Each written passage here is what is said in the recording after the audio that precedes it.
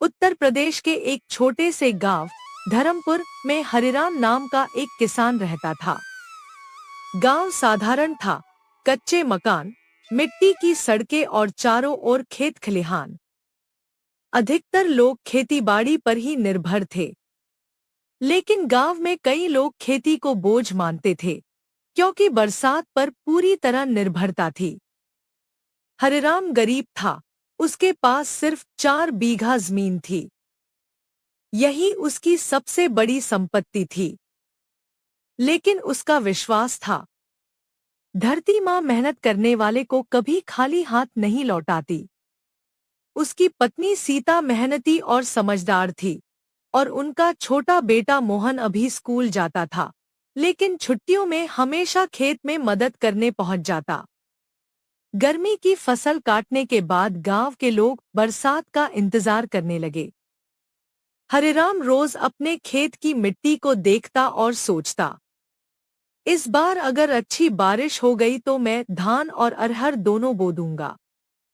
अगर फसल अच्छी हुई तो कर्ज भी चुकता कर दूंगा और बेटे को अच्छे स्कूल में पढ़ा पाऊंगा।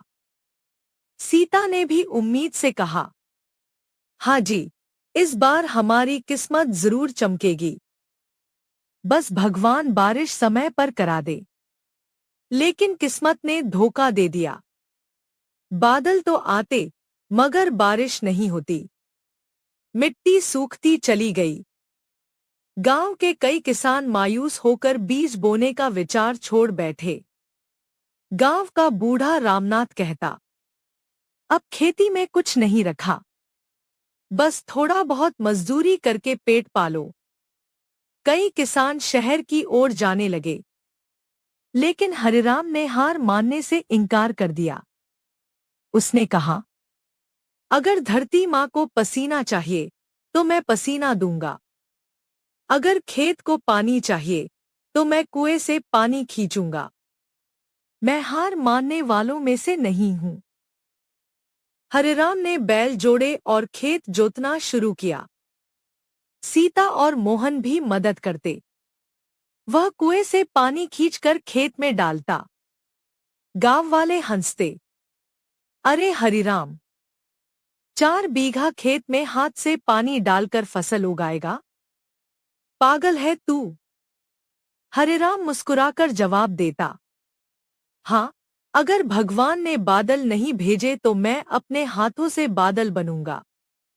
धीरे धीरे उसने खेत तैयार किया और धान के बीज बो दिए। कई दिनों तक वह रोज सुबह शाम पानी देता। शुरू में पौधे छोटे छोटे उगे, लेकिन धीरे धीरे खेत हरा भरा दिखने लगा।